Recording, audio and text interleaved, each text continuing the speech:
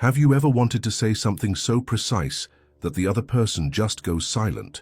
Not with shouting, not with insults, but with pure intelligence. Imagine being in the middle of an argument and, with a single sentence, making the other person lower their voice, look at you differently and have nothing more to say. Today, I will reveal 5 responses so powerful that when you use them, they silence anyone. It doesn't matter if you're talking to a boss, a difficult family member, or someone who simply wants to impose their will. These responses not only protect you, but also place you in a position of power without losing your calm. And pay close attention. Number 3, if used correctly, can disarm even the most skilled manipulator. Stay until the end, because you're going to want to practice every single one of them. And when you apply them, you will notice the silence.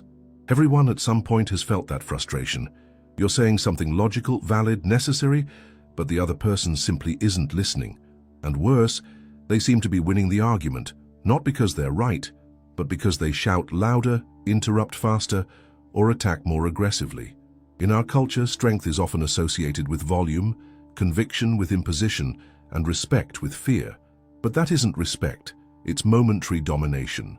And true power isn't about imposing your will, but about expressing yourself with such clarity and control that the other person has no choice but to listen. Response 1. I don't need to raise my voice to be right.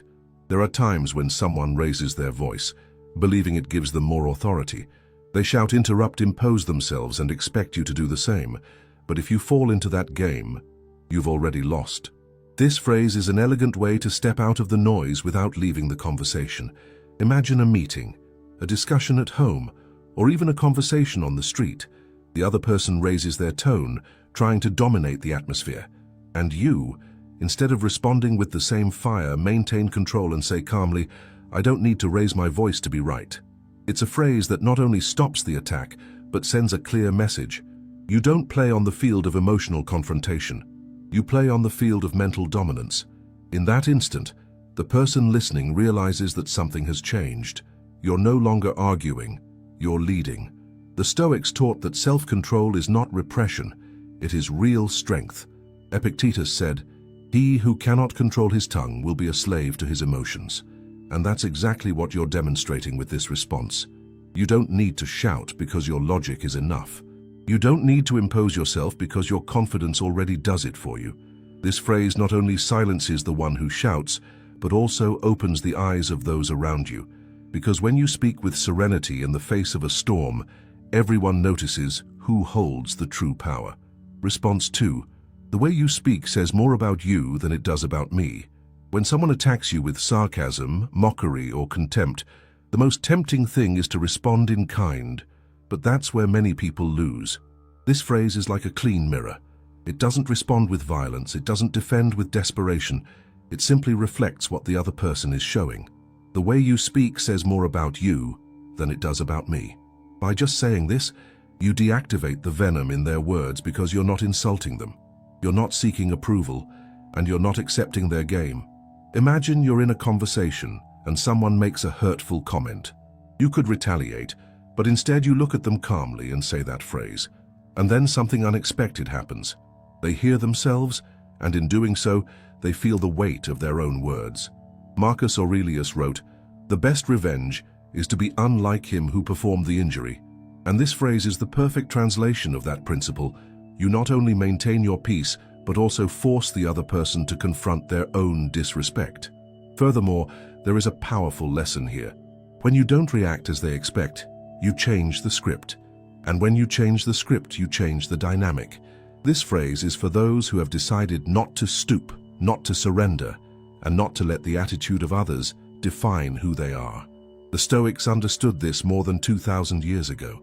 Epictetus, who was born a slave and ended up teaching wisdom to the powerful in Rome, said, "It's not what happens to you, but how you react to it, that matters." And this teaching has incredible depth, because what truly defines your character and the respect others offer you is not what you experience, but how you respond to what you experience. In the context of an argument, that means one thing very clearly. You don't need to shout to win. You need to respond with precision. Marcus Aurelius, emperor and philosopher, ruled an entire empire without losing his composure. And he didn't do it because he was weak, He did it because he knew that whoever controls themselves controls the situation. His serenity was his weapon, his self-control, his power.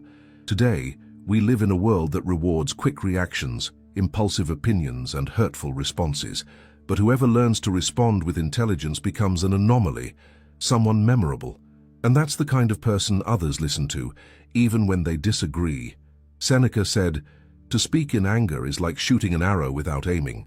A thoughtless phrase can destroy a relationship, close a door, or make you lose the respect that was so hard to earn. Therefore, what you are about to learn are not phrases to humiliate the other person. They are tools to defend your dignity with elegance, to set boundaries without violence, and to make even your harshest critics fall silent. Because when you speak with clarity, calm, and confidence, you are no longer arguing. You are leading. Response 3. Let's talk when we can do it respectfully. Some conversations are not conversations. They are attacks disguised as dialogue. The other person interrupts, raises their voice, imposes their truth, and expects you to keep up. But you are not obligated to participate in a dirty game. This phrase is not a retreat. It's a declaration of principles. Let's talk when we can do it respectfully. It's direct, mature, and firm. You're not running away. You're raising the standard. Imagine you're arguing with someone who won't let you finish a thought. They interrupt you again and again. Their tone is aggressive. Instead of escalating the tension, you pause. You breathe and say calmly, "Let's talk when we can do it respectfully." At that moment, you shift the axis of the conversation. It's no longer about the topic being discussed. It's about the minimum conditions required for that conversation to have meaning. This type of response, according to Epictetus, is a reflection of self-mastery. He said you cannot control what others do, but you can control what you accept. And by saying this phrase, you are making it clear what you accept and what you don't. You don't need to shout or over-explain. You just establish an emotional boundary that forces the other person to look at themselves and often to be quiet. Because whoever cannot speak with respect loses the privilege of speaking with you.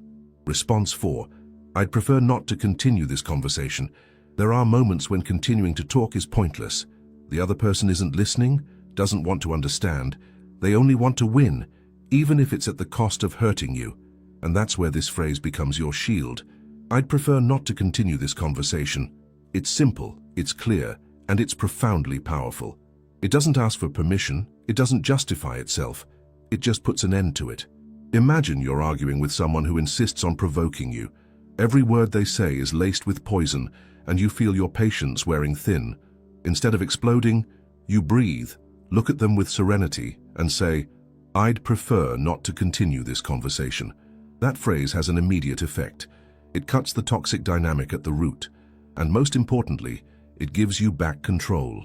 Marcus Aurelius wrote, "Choose not to be harmed, and you won't feel harmed." And when you choose not to continue, you are protecting your energy, your focus, and your dignity. This is not giving up. It's deciding that your peace is worth more than having the last word. And whoever sees you do that understands that you're not avoiding conflict. You're rising above it. This phrase is like locking a door, and sometimes closing that door is the greatest act of strength. Response 5. That's your opinion, and I respect it, but I don't share it. Not all arguments are with enemies. Sometimes they are with friends, colleagues, or family members who insist on imposing their worldview on you. They do it with good intentions, but without realizing it, they cross your boundaries.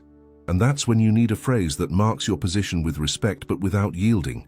That's your opinion, and I respect it, but I don't share it. It's a response that doesn't confront, but it does define. It's like saying, "I hear you, I value you, but I have my own judgment." Imagine someone close to you insists on convincing you of something, a decision you don't want to make, a belief you don't share, a judgment you don't consider fair. Instead of arguing point by point or staying silent to avoid tension, you tell them in a firm, calm voice, "That's your opinion, and I respect it, but I don't share it." What follows is magical. The other person is forced to accept your stance, with no room to attack it, because you're not dismissing their point of view, you're just reaffirming your own. Seneca said it clearly, "To be a slave to the opinion of others is the worst of all prisons." And this phrase is the key to escaping that prison. It's an elegant way of saying, "I think for myself, and I don't need your approval to do so." Using this response frequently gives you something few people have: emotional independence.